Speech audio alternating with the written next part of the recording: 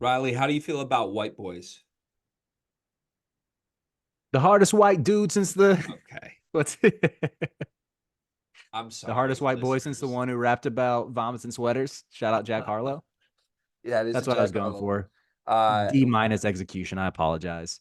My follow-up was going to be, how do you feel about white boys with some shit to them? Now I see where you're getting at. Yeah, you know Uh, better. I am in. I am in on Braylon Mullins. I think that's the perfect description of him. That's a good transition. Braylon Mullins has been rocketing up the recruiting rankings. This is a player very relevant in our Big Ten circles here at Sleepers Media. A lot of people assumed that this would be a Purdue Indiana head to head battle for a state of Indiana kid. Not so fast, though. The Blue Bloods have swooped in. He had visits scheduled. This was tweeted out from Tipton Edits a week ago. Visits scheduled to Indiana, Purdue, Ohio State, Tennessee, Michigan, and Kentucky.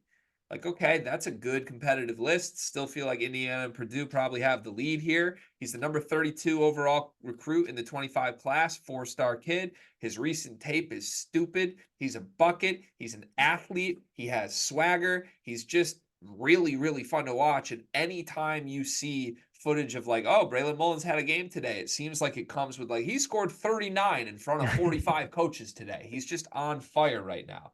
That would be why he just took an unofficial visit to Kentucky.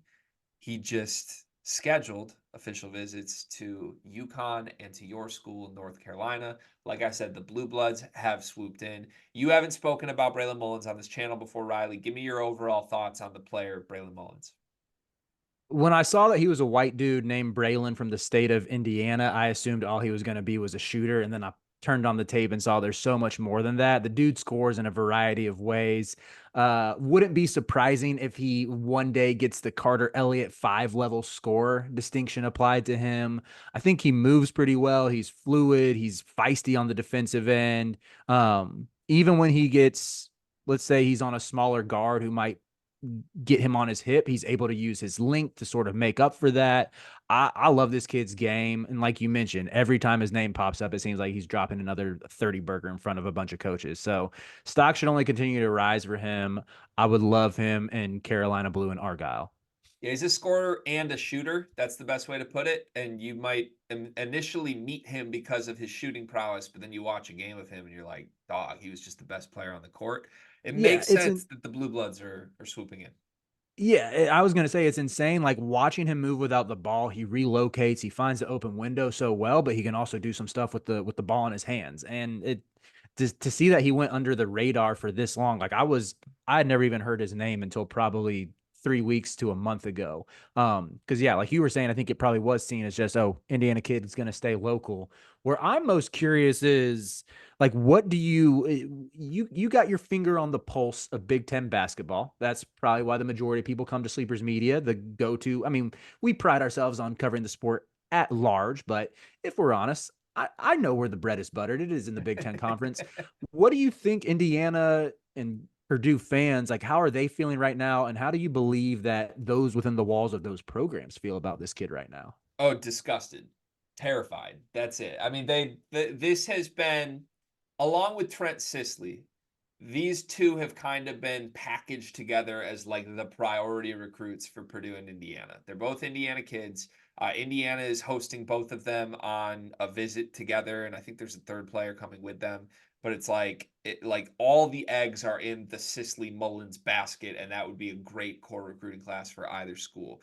It very much did feel like it was kind of Purdue, Indiana head to head for both, with yes, some other peripheral schools. Mullins is the higher caliber player prospect, so he has more offers right now, more visits lined up, more blue blood attention.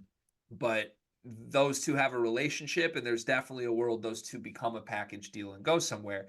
But I mean, especially Purdue. I'll say this: I think Indiana feels really good about their chances for Braylon Mullins still, with all the Mm-hmm. momentum that Woodson has, with the money that their NIL for their program has been operating with.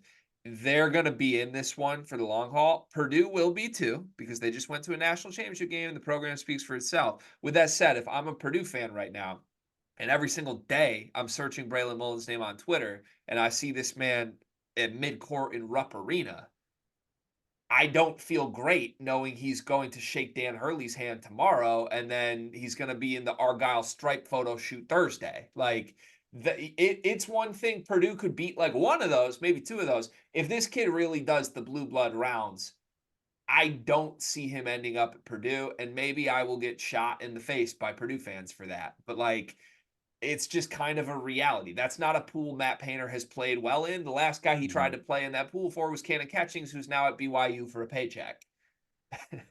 Yeah, as you're talking about these, him making the blue blood rounds, the one who I still think, like, as much as I want him in Chapel Hill, as much as I want to beat my chest and be like, yeah, no one's beating the heels and Hubert Davis out for this recruitment, I am very scared of Dan Hurley. I'm very scared of him going up to stores and them popping on the Cam Spencer montage mixtape, uh, and throwing the 2 national championship rings on the table, a la Pat Riley to LeBron, in the year of our Lord 2010 or 11. Anyway, and just sealing the deal right then and there. Yeah, I think the sooner a Braylon Mullins decision happens, maybe the better for Indiana and Purdue. If this drags into the season and he gets to watch Dan Hurley start 3 different white guards and like still be number one in the country, I'd be a little afraid. Like, you could show him McNeely film, you could show him Mahaney film, you could show him Caravan film, and he'd Mm, probably be like, "Yeah, that's yep that's me. me. I see it." So UNC getting a visit is new. Is this obviously you like his game, but like, is UNC going to prioritize him, or what's their role in this recruitment going to be? I think so. Yeah, based on their recruiting board, they've been looking at a handful of guard wing types in that 6'5", 6'6" range. If Ian Jackson or Drake Powell or both are one and dones, that's going to be a clear need on the perimeter as well. So yeah, I think it's going to be big for them. Yeah. Okay. I still feel Indiana may be the team to beat here. That's my pulse. Mhm. Do you are you leaning UConn at this point? It kind of feels that way. I think I'm leaning UConn. If they make him a priority, I think it's going to be tough for anybody to overcome that. I do want to give Kentucky a little love because I pointedly asked for Mark Pope to change up his pose in his recruit pictures, and he did. There is no flex screen pose with Braylon Mullins. That's him correctly reading the room. Braylon Mullins is more of like an arm around the waist kid. So Mm-hmm. well done, Mark Pope. I'm officially putting you on watch.